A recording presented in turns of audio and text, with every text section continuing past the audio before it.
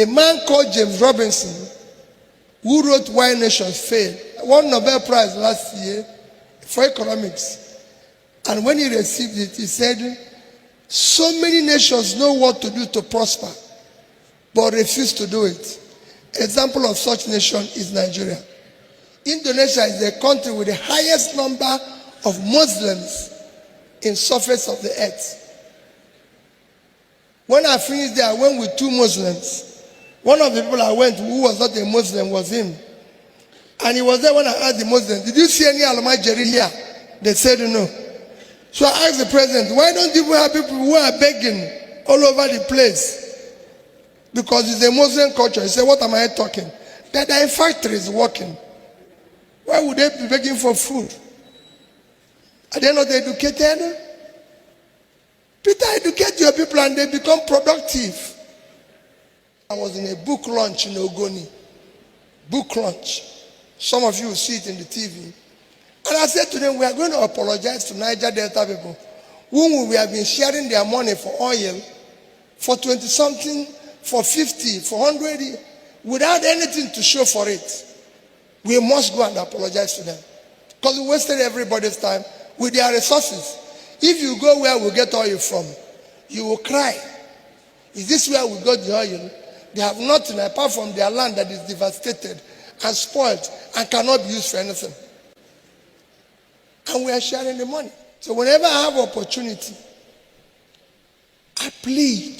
This is not politics. Forget about what anybody can tell you about politics, Peter be presidential candidate. I am not desperate to be president of Nigeria. I'm desperate to see Nigeria work. Anybody can be president. Anybody can be anything. If it's working for everybody. If it's not working for anybody. Anybody who tells you it's going to work for him and is doing this, no. It is not working for any Nigerian today. And anybody who tells you he's happy in Nigeria today, tell him that Mr. Obi said he's not a human being. He's an animal. Because nobody is happy when so many people around you are suffering. Nobody is happy when people are dying around you. Nobody is happy when you wake up and you hear bad news all over. And that is why I said it's an essential problem. And for me, who happen to be in public life, it is more painful. Why is it more painful? We are suffering in midst of plenty. Nigeria, Africa have no reason to be poor. We have no reason to be associated with poverty. God in his evening messages gave us everything. Blessed us. Everything we need to be great. But he gave us people like me who are also incompetent, mean, and have refused to work for the people. All of us, so don't exclude any politician. All of us have turned the whole place into a crime scene where people are stealing what they don't need. Because if they need it, it's a different thing. But they don't need it. And I'm telling you authoritative because I have served. So nobody will say Peter Obi is saying what he doesn't know.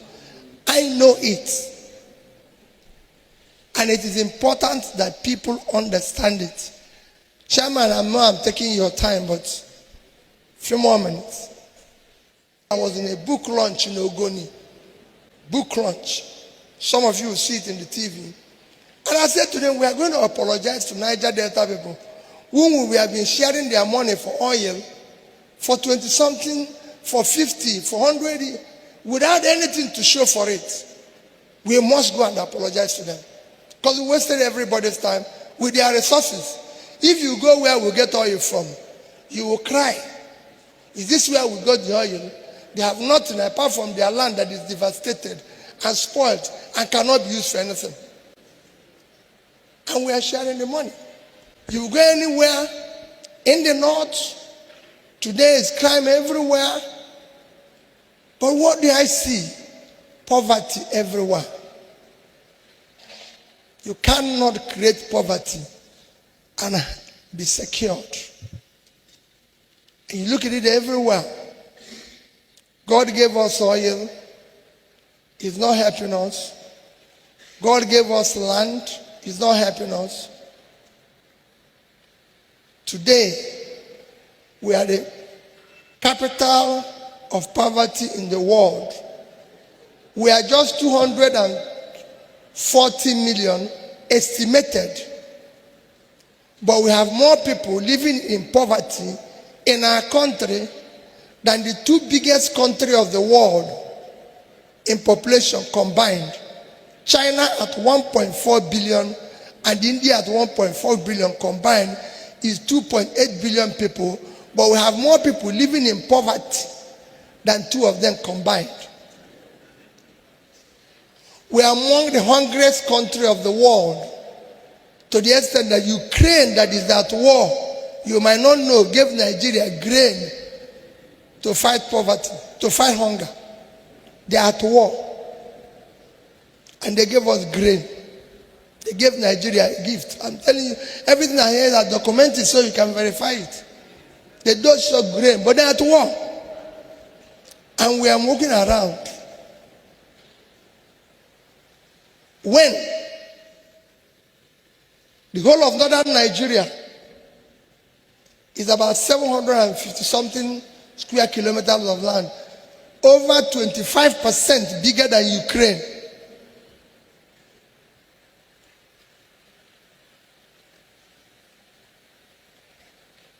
A state like Niger State can feed Nigeria, can make Nigeria earn more money from agriculture than we earn from oil. Netherlands is a country with land size of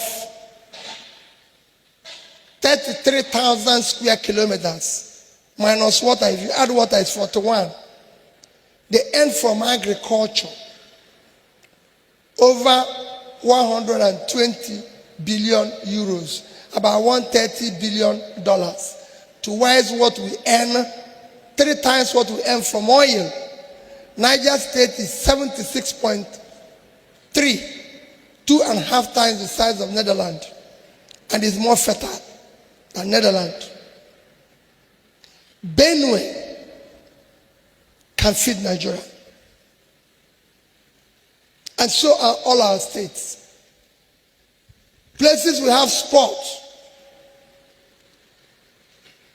Boronu, today, Sambisa Forest area is 60,000 square kilometers. Boronu is 70.8 as a whole. That is 3 times the size of Israel. Israel feeds itself and exports goods. So I came to greet you. But also, as you talk about your conference, think about other things. I asked my friend, where is this? He said, from Ireland. Ireland is one of those countries of the world I used to give people an example of. A country that came from poverty and invested in one thing, educating their people. And today, Ireland have about the 3rd or the 4th highest per capita of over $100,000 per capita. We have $800 and something. That's our per capita. So we don't have 1% of Ireland per capita income. We don't have 1% of it. Tiny place. All they did is invested in education. That's what we refuse to do, because we are stealing public money. So rather than educate our children, we refuse to educate them. So people all over the place. Just to conclude and give you 2 examples of what I'll end with. I read a book, they call it Growing Apart. It's a book about Indonesia and Nigeria. Nigeria went this way, Indonesia went this way. After reading it, I went to the author in America, sat with him, finished talking to him, flew to Indonesia, met from the ministers to the vice president to the president. Indonesia is the country with the highest number of Muslims in surface of the earth. When I finished there, I went with 2 Muslims. One of the people I went who was not a Muslim was him.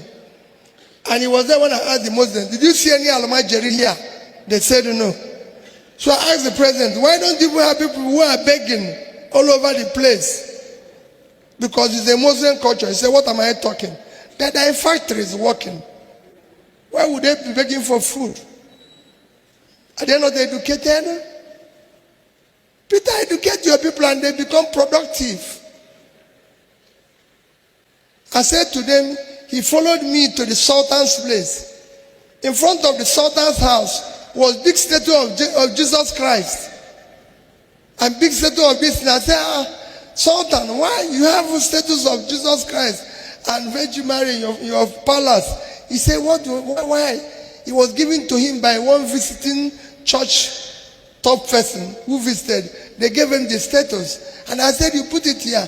And your head of Muslim. He said, that's very good status. So why is our own different? So we can go on and on. The president said to me, Peter, go back in your country and fight corruption. Use your money to educate your people. Use it to put them out of poverty. Use it for their health. And finally, a man called James Robinson, who wrote Why Nations Fail, won Nobel Prize last year for economics. And when he received it, he said, so many nations know what to do to prosper, but refuse to do it. Example of such nation is Nigeria. I spent 3 hours with him, and what he's telling you is what? Part of what I'm saying. He said, Nigerians refuse to they want to discuss every other thing about their social life, about their party, but they don't discuss their nation. My dear people, at your conference, please discuss our country. Let it be part of that discussion. The future of the society your children will live in. Let it be part of it. In your prayers, let your prayer point be, God, touch the heart of our politicians to use public money for public good. God bless you.